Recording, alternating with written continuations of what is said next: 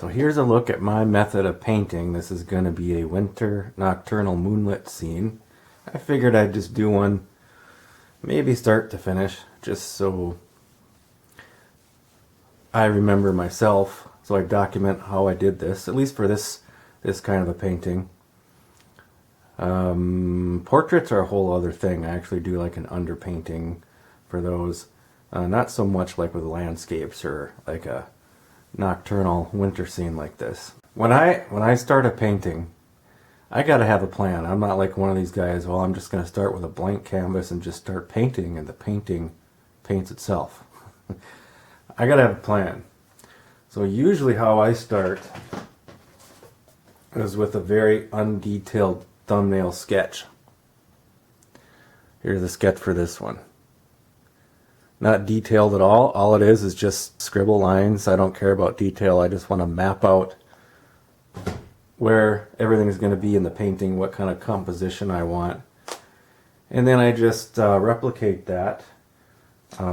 My ground on this canvas is just black acrylic gesso, which is dry, and then I come on top with like a white charcoal pencil and just pretty much replicate that thumbnail sketch. And again, I'm not concerned with detail, just mapping out where I want stuff. I'm going to do most of the real drawing and the detail work with the paint. So because I don't want a bunch of hard lines of charcoal in there, I just take a shop towel that's damp and I went through and just smudged a lot of those hard lines out, because I don't want all those hard lines showing through my painting. And that's okay. Actually, if the smudges show through, it'll look like mist, and that works out just fine for a winter scene. Now, this composition is pretty similar to one I've already done.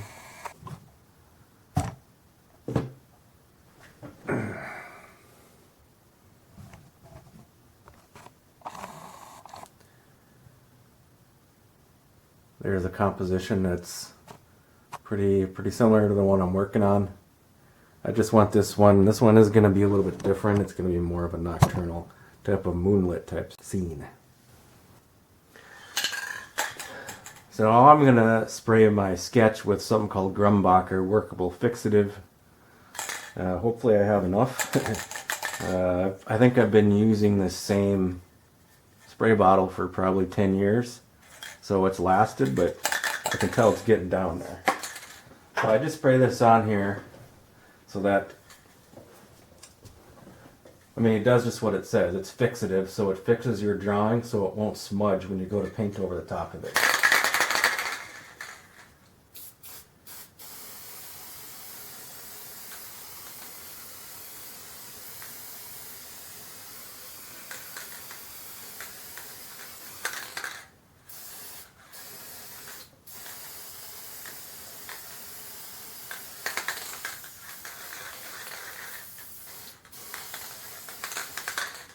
Okay, so we let that dry. I'll give it a good 10, 15, maybe even 20 minutes just to make sure it's bone dry. So now what I've done, I've let that dry, that fixative. Now off camera what I did is I just basically got the whole canvas wet, something to work with. And my medium for that was a little bit of Wesson vegetable oil, some Remington gun oil, and some 10W30 mobile oil. Haha, just kidding. No, that's not what I used. Usually I just use linseed oil or a combination of linseed oil and liquid. Maybe 1 part liquid to 1 part linseed oil. But it doesn't really matter. You just need something wet to work with this method. And then once I get that scrubbed into the canvas, I'll take a shop towel and remove a lot of it, as much as you can, because it really sticks to the canvas. You just take a shop towel and just get all the excess off, because you don't need much. In fact, when you first start off, you want to think thin. I don't get thick in impasto until the end. when I'm like highlighting trees or something. So you want to start out thin layers. If you don't, then you end up mixing mud. So, and then the other thing I did is I added some shadow color already to the edges, and that's Payne's gray with just a little bit of Prussian blue, not much. I didn't want to get too carried away with the blue. So now, what I'm going to do, loading a brush with a little bit of titanium white, some black, and some Prussian blue. I'm not mixing it too much. I'm just kind of leaving it marbled.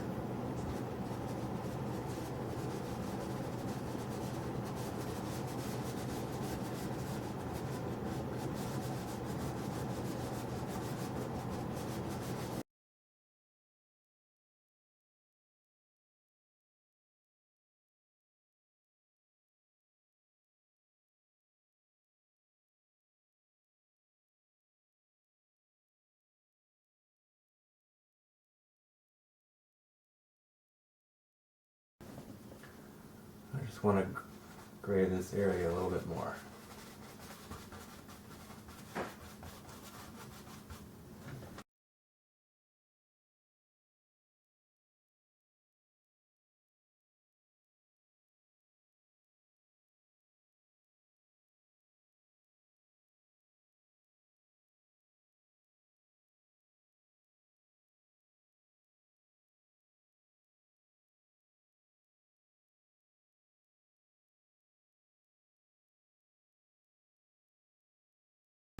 Let's see, now we're going to put, where's our moon going to be? About right there.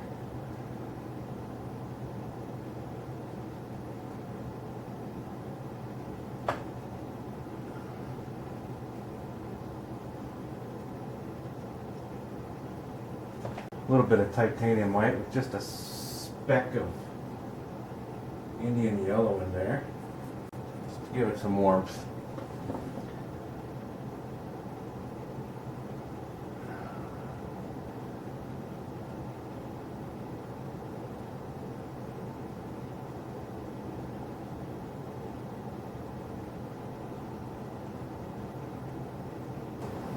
Now we'll just kind of start blending that.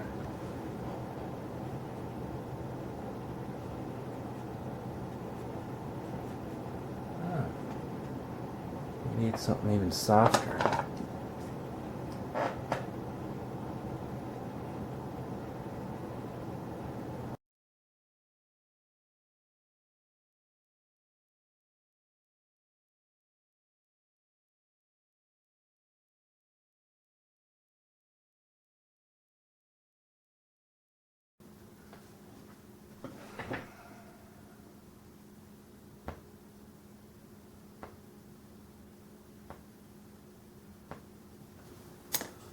Need a small flat.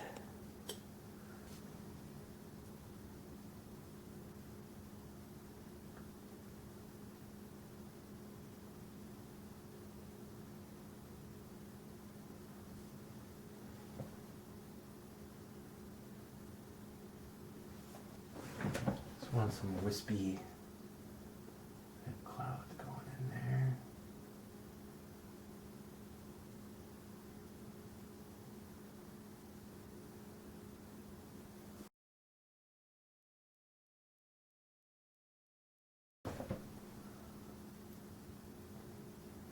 Some more wispiness. Get some paint down there.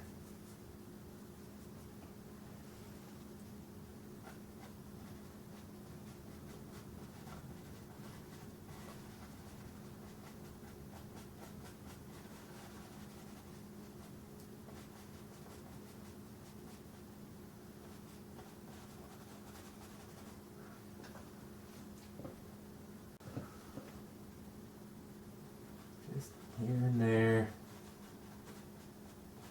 Random wispiness.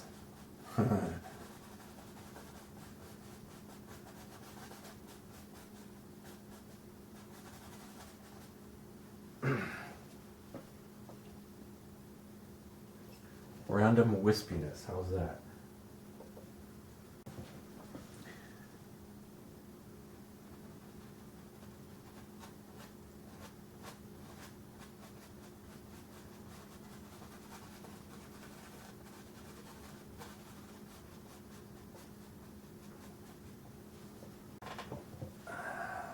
Okay, and it'll come out here like this.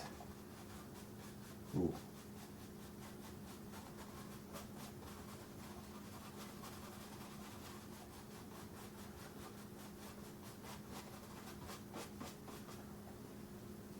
Just giving the impression that it's a moonlit night and the light is kind of hitting all these little wispy clouds here.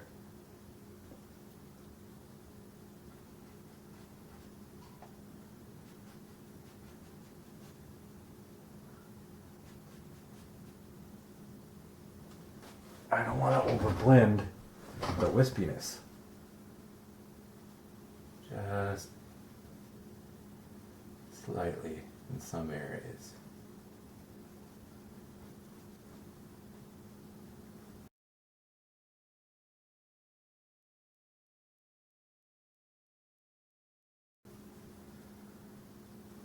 Remember there was a guy named Jerry Yarnell I used to watch. And he used to, he'd talk in a southern accent and he'd say, "Don't piddle, play, or putter." Now, if I do this too long, I'll be breaking the Jerry Yarnell rule. Don't overblend.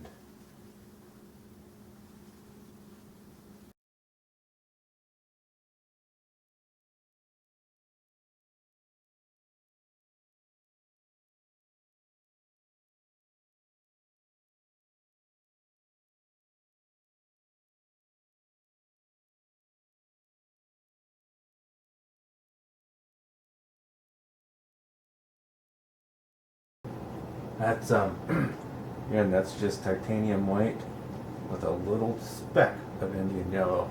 And when I got up here, I added a little bit more Payne's gray.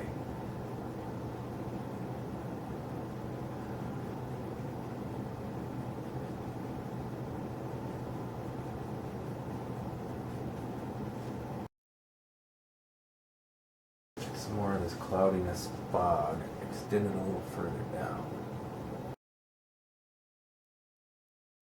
I like that. It even looks like there might be another little projection of mountains back here.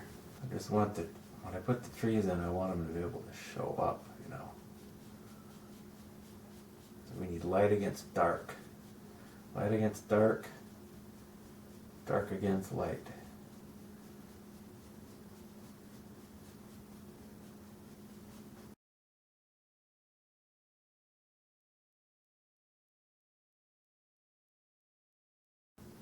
One thing I really like about painting is I didn't really plan for it to look exactly like that, but I'm liking it.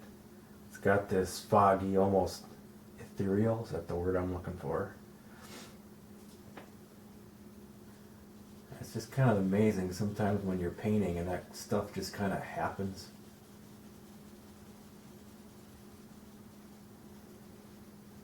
It just looks like fog in there.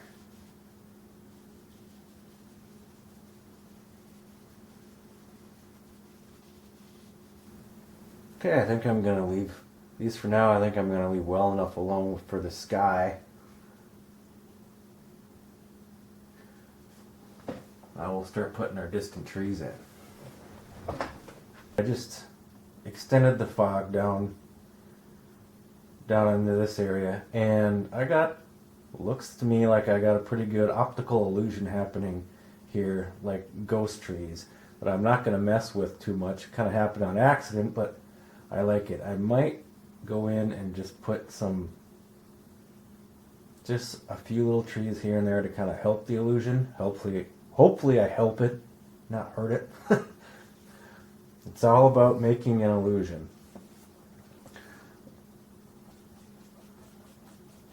So just putting this, oops, don't want to overdo it. Just some foggy, misty areas. And I have to ask myself, what do I want to use for these little trees back here? Well, I probably don't want it too dark, and I probably don't want it too light. You got to find that right value. They're distant trees, and they're shrouded in mist and this silvery moonlight. So I'm just thinking like a Payne's Grave, a little bit of white. Maybe some black in there. But lightened. And I'll try that, see how that goes.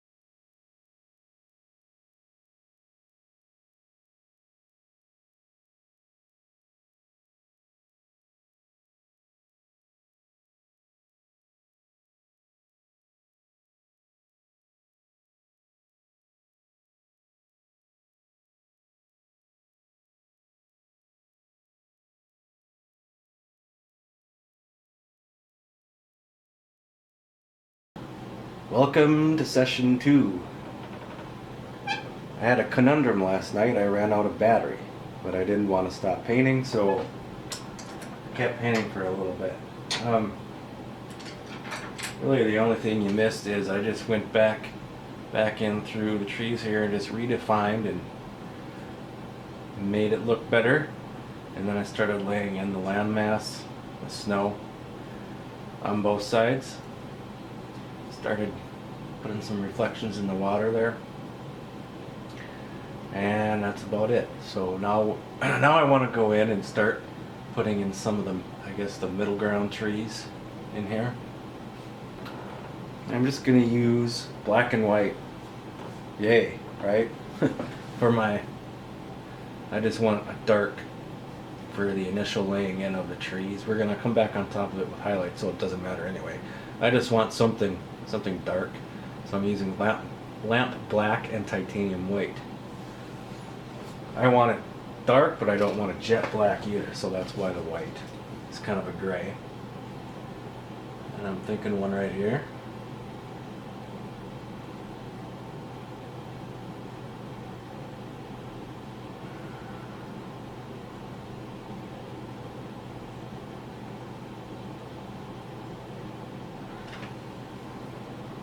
Try a really small fan brush for this. And what I want to do.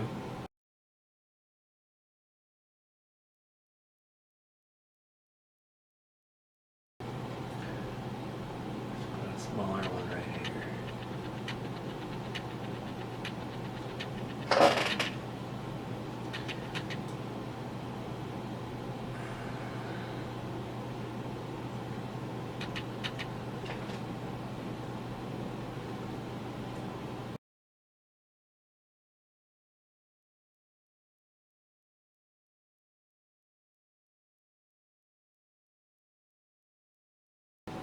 So I got a highlight side and a shadow side.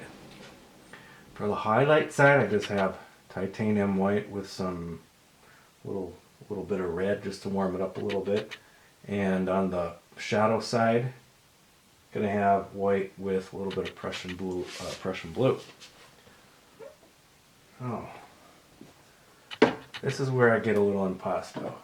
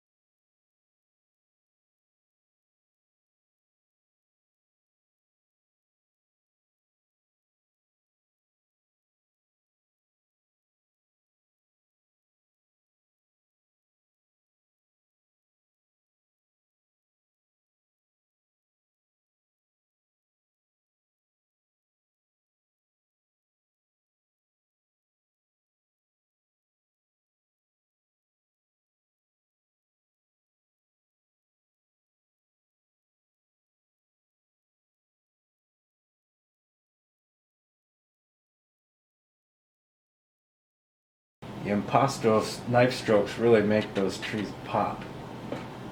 Kind of brings that forward and pushes the background back. That in itself kind of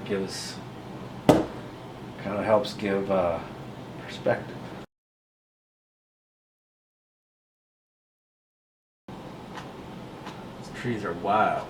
They've been through a lot. Lots of winters, lots of storms. Something I like about impasto knife strokes. I mean, you're getting pure surface of paint. There's no brush strokes breaking it up. It's just about as direct as you can get.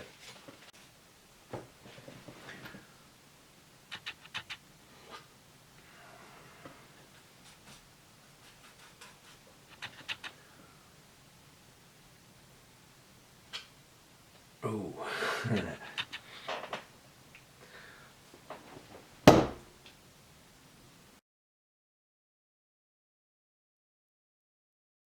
I'm just going back and forth between the highlight color and the shadow color.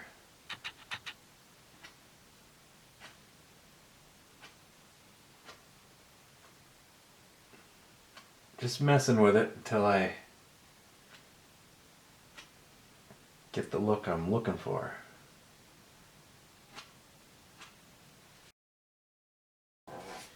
That tree has had a hard row to hoe.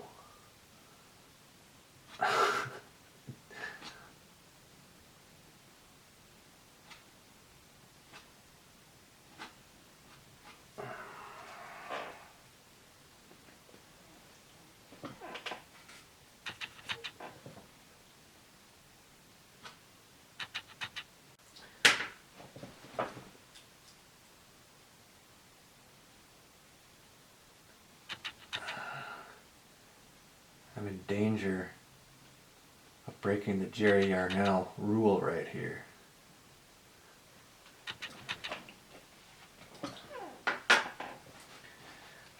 Not only did he talk in a southern accent, he also had a pair of glasses that he kind of wore down on his nose. And I think they kind of pinched his nose, so it ended up kind of sounding like, "Don't pedal player putter." So when I start trying to overwork something, that nasally voice echoes in my head.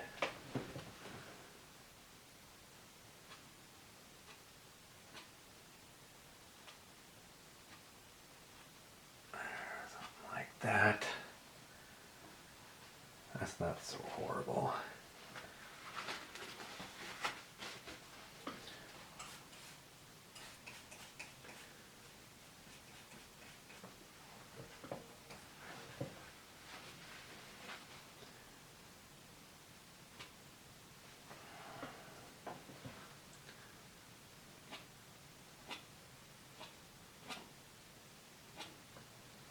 There.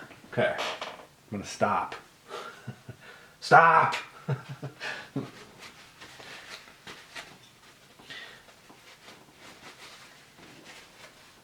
think I'm gonna stop. I just don't like those really... Hold on.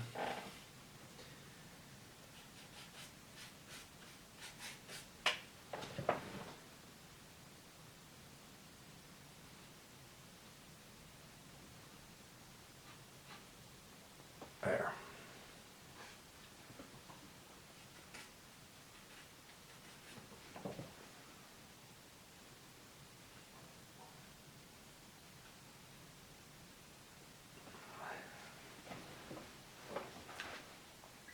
That tree is what it is. I mean, it gets a lot of, it's up higher, gets a lot of weather. It's weathered.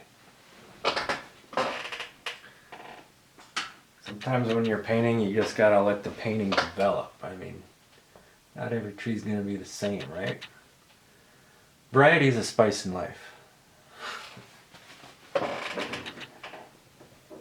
Sometimes it's good to just let the brush do the brush work and the knife do the knife work. I mean, you have a general idea, Here's one thing that really captivates me about painting is you can have a general plan, but there is a sense in which the painting starts to kind of take on its own personality. How that happens, I don't know, but it's the one thing that keeps me coming back, even though technically I'm a bit rusty. This is the only painting I've done this year, and we're in November. I think I only did 2 or 3 last year. So paintings have been few and far between of late, but okay.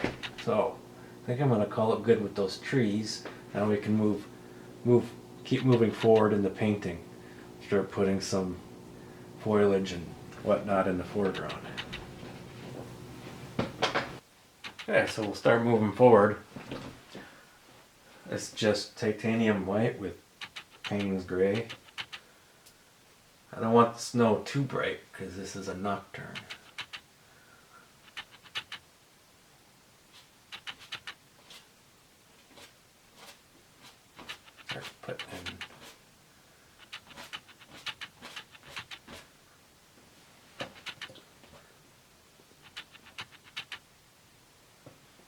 Starting to dry out a little bit.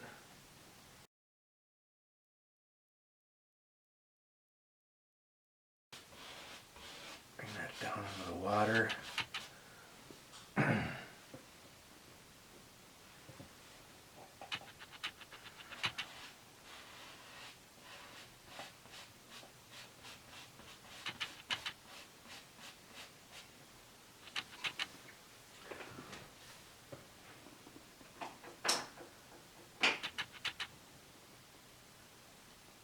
Okay, now I'm going to take a soft brush, pull and reflect it down.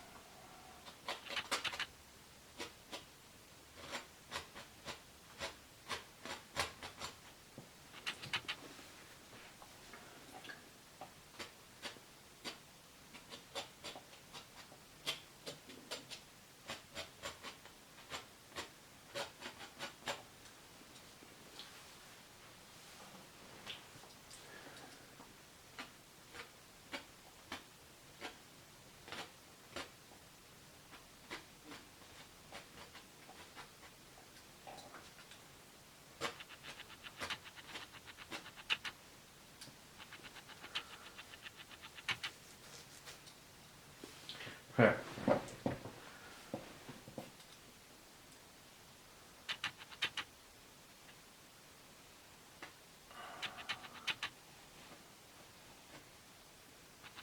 Start putting some water lines in here.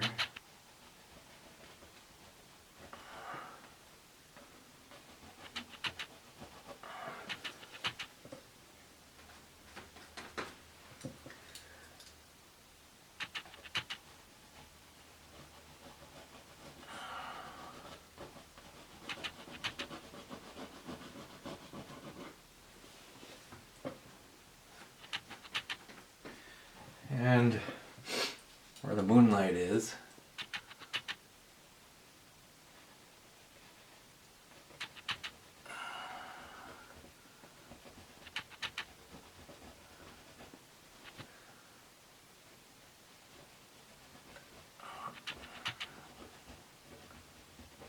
there.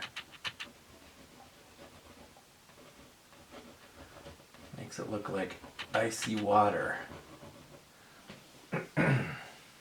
I like. And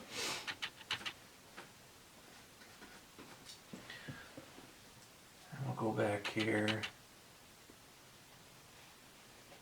and start doing the same thing. Now it looks like, see the effect? It's making it look like the moonlight's kind of glittering off the icy cold water there.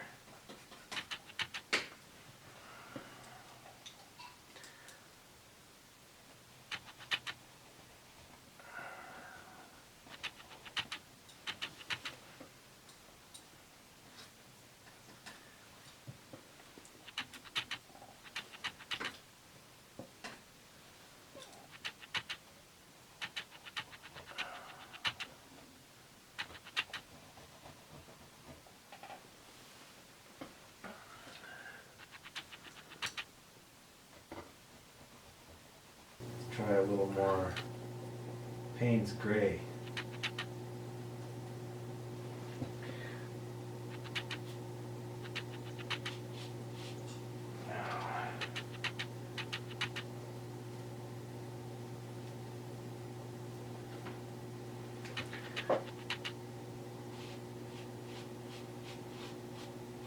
There we go.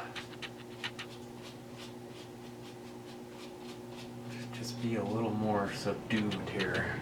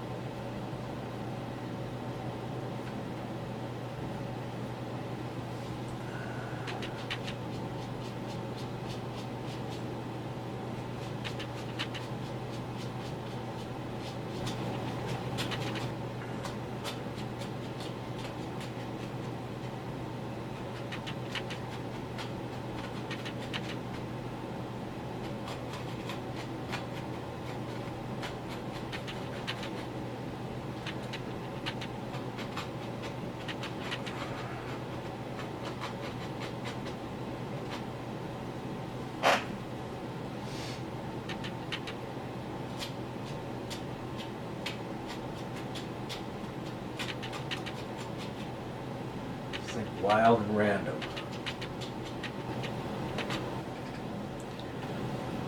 You know, we're going to do the same thing on this side, only the other side of this bank is indirect light, direct moonlight, so I'm going to warm that up a little bit with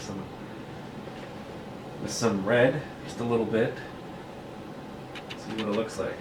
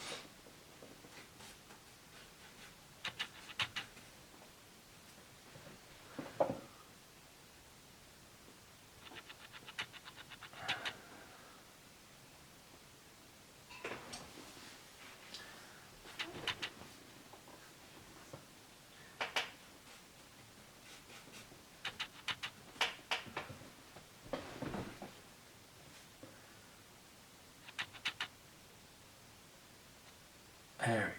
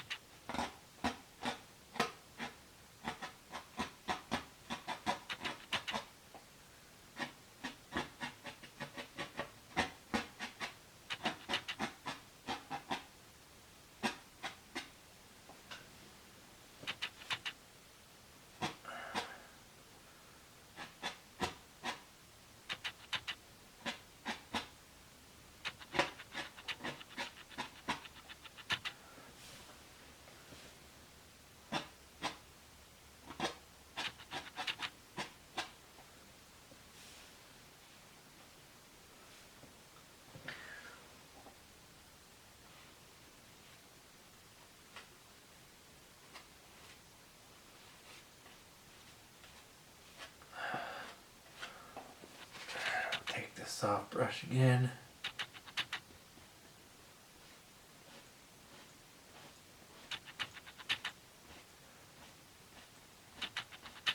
Right into the water.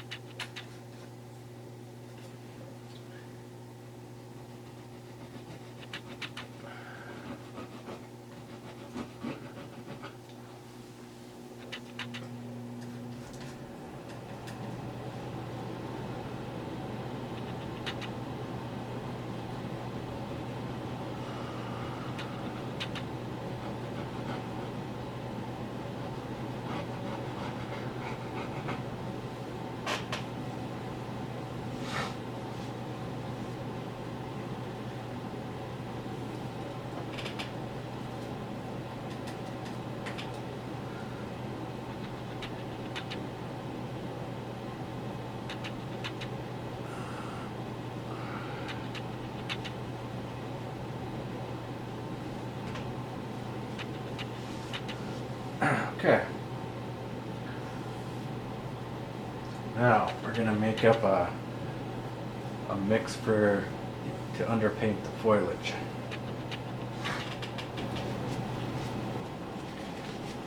Just kind of warms it up. I mean, the whole scene is cold. It's a lot of blues and grays. It just kind of balances the cool and the warm a little bit. Welcome to session 3. Now I'm just gonna talk for a little bit. If you want to skip ahead of the painting, go right ahead. But I figured I'd just stop right here and talk about a couple things. One is mediums. You would be shocked at how many artists, especially newbies, beginners, freak out about mediums. I see it all the time on artist forums or Facebook pages, art pages, whatever. People that freak out about what medium they should use are so scared if they're not using the right medium or in the wrong order that their painting is going to crack, peel, start on fire, self-destruct. Something really bad is going to happen if they don't use the right medium. You might be shocked to know that in this painting I haven't used any medium. The only medium that I used was right at the beginning, which was that first layer of linseed oil, which is now tacky to the touch. So I'm probably gonna have to put some more down just because I want something wet to work with. But for the most part, I have painted straight out of one of these things. Painted straight out of the tube with no medium. Now, that's going to change, and when we're working down, we are probably going to have to thin some of the paint that we apply. Now, if you remember when we first started this whole first layer, the sky was just a mix of titanium white, black, and a little bit of Prussian blue, and I blended it a lot because I didn't want a lot of excess paint. So when I came on top with a fan brush loaded with titanium white and the Indian yellow there, you actually could get some definition in these wispy clouds. Now if we would have chunked out a bunch of paint and just let it be thick, then we would have mixed mud, and these wispy clouds wouldn't have that sort of definition. So we'll talk a little bit about thick versus thin. Thick paint sticking to a thin paint. I try to keep thin starting out so that subsequent layers, this is a wet on wet style, by the way, so that subsequent layers have a chance, so you don't mix mud. Now what we're going to do down here is start mixing up a just an underpainting of black, basically black and blue bushes in here. And I'm not going to thin it with anything, it's just going to be straight paint. But then we're going to come on top with a thinner mixture, thinned titanium white, probably thinned, just thinned with linseed oil or whatever. So then that'll stick to our thicker underpainting. Oh, I know what else I wanted to talk about briefly. That is, I think this passage of snow got a bit bright. Yeah, it's right in direct moonlight. But I think what I might do, this might require a fourth session. When this is dry, I might glaze it, which is fine, because then that gives me an opportunity to explain glazing. That's just a term for after something is dried. Usually you just take a really thin down paint, usually a transparent paint, and you just paint over a passage like this. You can use it to add color. A lot of people use that for, I've done portraits before where I did 5 or 6 layers of probably glazes. You can use liquid, or they make glazing mediums that you can buy ready-made. It's just really thin, and you either use it to adjust color, add color, or knock down. In this case, I wouldn't really want to change the color too much. I just want to knock down the value. So I might end up mixing a really thin batch of like Payne's Gray and just overpaint this. I don't want to lose all this detail of the snow. And I like that it's kind of a warm, almost reddish type of snow reflecting the moonlight. But it's just, I think it might be too bright. And I will have to see how the rest of the painting turns out. I don't know yet. But I know I'm going to try to keep, this should be the darkest part of the painting in here. So this is I'm going to strive anyway to keep this dark in here. I'm not a painter. I don't strive for 100% realism. I'm not trying to recreate photographs. Would trees look exactly like this when you're out in the wild? Not really. There is a little bit of impressionism going on here. I'm going more for visual impact, emotional impact, whatever you want to call it. Probably over photograph realism, but to me that's boring. There's something to be said for that. Guys that can match every color, every tone, for photorealism, that's not really, to me that's boring. There's a whole science to that and a skill, but that's not what I'm about. I'm about visual impact, more than anything. So in that light, I'm more, I don't have 100% realism when I work. There is some, I guess you'd call it impressionism, especially with these impasto type strokes. Would really the snow be this bright on a full moon light? Well, that's somewhat subjective. I mean, if you've been outside and your eyes have adjusted on a full moon night where the moon is lighting everything up, yeah, you'd be surprised what you can see if your eyes are adjusted. You can see a lot. So it's really how bright everything is really subjective. But I still, even though I'm going for that visual impact, maybe a touch of impressionism, I still want to strive to kind of stay within the parameters of what the values should be, somewhat consistent. No matter how bright of a nocturne I'm painting or whatever. I still want to make it somewhat believable. Okay, so I've loaded the brush with lamp black and Prussian blue. Again, no medium, just the paint. And I didn't load gobs and gobs of paint into it. I'm not gonna put much down, just enough to be an underpainting for the bushes. Remember, the first layer of paint that you put down, the more paint that you use, the more of a chance that you have to mix mud. So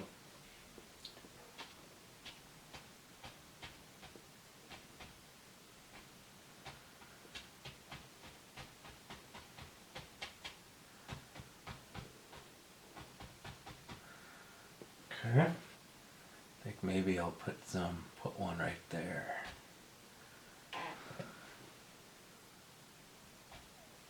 Yeah.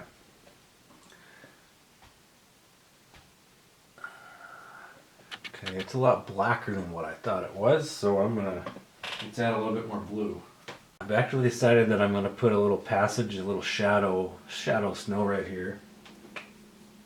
Before I overlap that I don't think I want to overlap all this nice snow with bushes, so I'm just gonna put like a shadow in there. That's my plan anyway.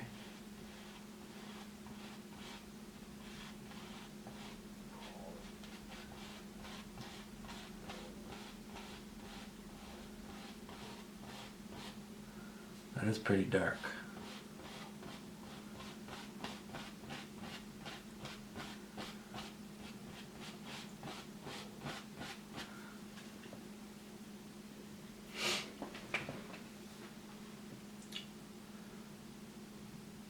I just need something to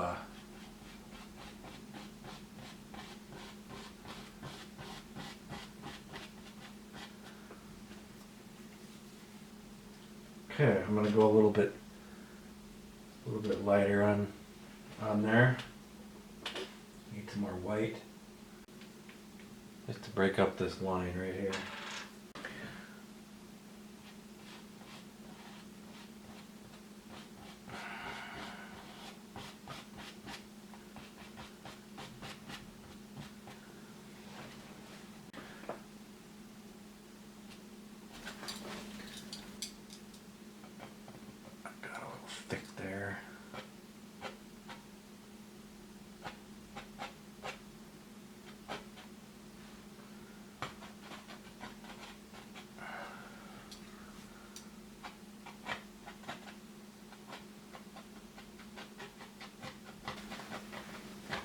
See now we're getting more gray, more of a gray blue back here in the shadows. Okay, now I'm going to mix up a color, highlight color for these bushes. Quick look at the palette. There's the really dark underpainting bush color, the lamp black Prussian blue. Here's the snow shadow color, which ended up to be too dark. So I just took the same fan brush that I had, dipped in this, and just dipped it into some pure titanium white. Then it worked okay. But now I've got this much lighter mix. I just took a big pile of titanium white and just put just a little bit of this dark shadow color in here, because I want these. This is my bush highlight color, and I want it to be bright but not too bright, so I knocked it down a little bit there.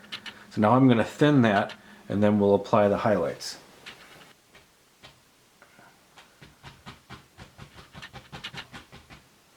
Phew! That'll work. Now,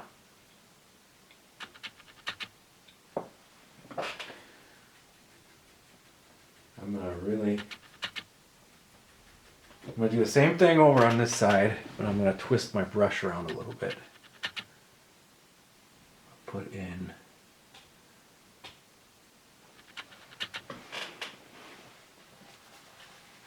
see, that's sticking to the paint, the base paint that we put down. If I didn't thin this down, it'd be mixing with that bluish, blackish paint, and it just wouldn't look that good. There, see?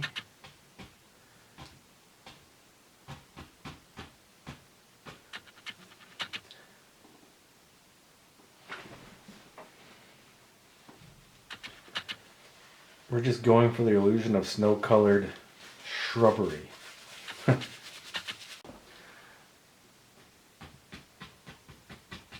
There. Okay. Now what? Now we're going to put some more of that shadow color after these bushes. Put some snow on top of that, cut some sticks in.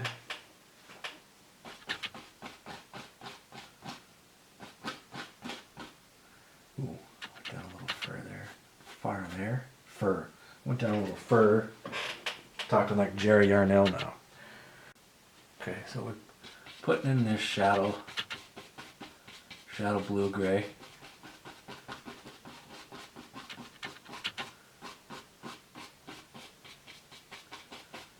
Okay. Now, we kind of made a hard line between the shadow and the bush, so I'm actually going to dip this same dirty brush into some pure titanium white.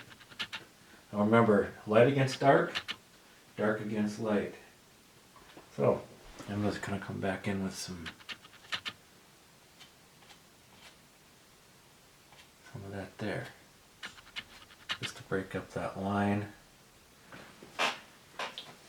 here and there. Remember, this is the darkest part of the painting, so I don't want anything too bright right here.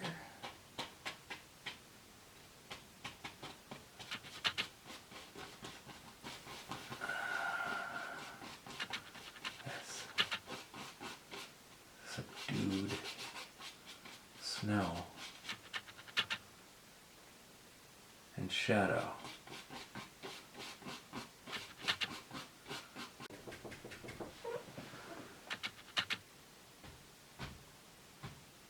There, all better. Now for these sticks, with the knife like this, it all depends on the angle that you're holding the knife. If you want these really thin grass-like ones, just the very tip with not much pressure.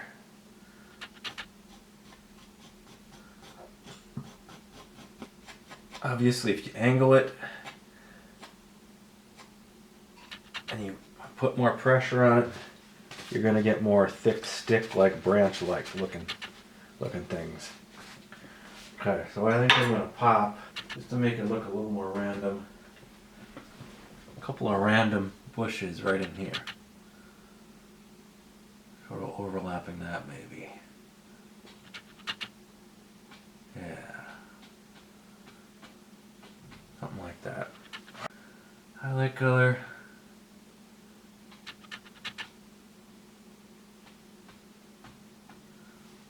There. Nothing too loud. Just to continue the illusion that the further you get away back here, the darker everything's getting. Dark shadow color, and then dip right into some straight Payne's gray.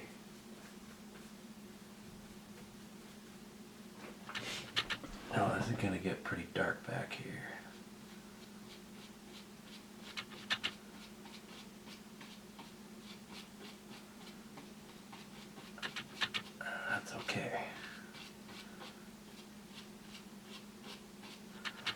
Okay.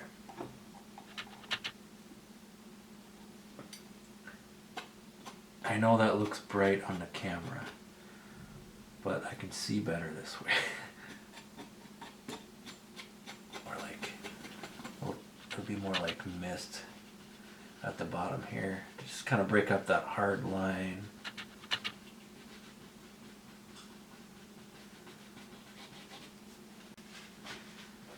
I'm just using a really soft brush with not very little paint in it at all.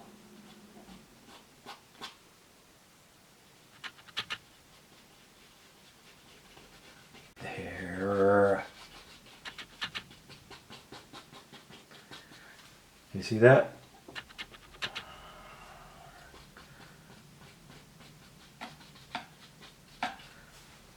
There's some fog in there. I like that whole fog thing. Just gives it a presence. I'll sit back and take a look at the whole thing, maybe. If I can get back far enough. I'm gonna put in some bigger dead tree limbs that's coming out of the ground here, just to add some interest. I got a script liner brush, double loaded. One side is the dark tree mixture, the other is just I pulled through thinned white. Both mixtures are thinned with just paint thinner.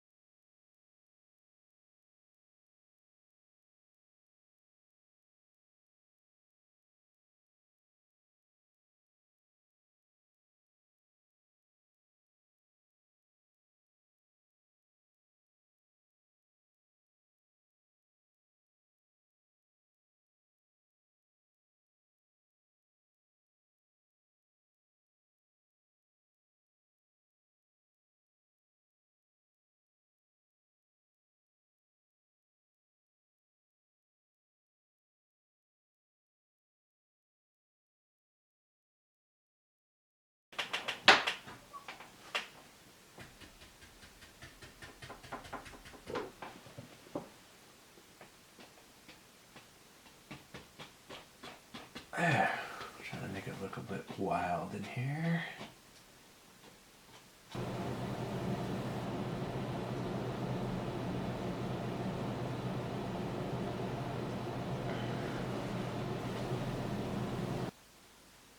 Well, I think that's about it. I might have a session 4, and like I talked about, I might use a session 4 just to glaze over some shadow areas, like I was talking about. Maybe soften some edges. Not sure. But I just thought I'd talk maybe a little bit about my influences. Like a lot of people, as a kid, I watched a lot of television artists. I already talked about Jerry Yarnell. Of course, there was Bob Ross and Bill Alexander. You know, the cranky German guy. You will paint the almighty brush. That guy. Who else? Buck Paulson, Gary Jenkins. But eventually I would study traditional art and get into some tonalism. I gotta say, tonalism is what really helped me up my game. I mean, this style here, this wet and wet, is not the only thing I do. I've done quite a few portraits. I've done some still lifes, tonalism.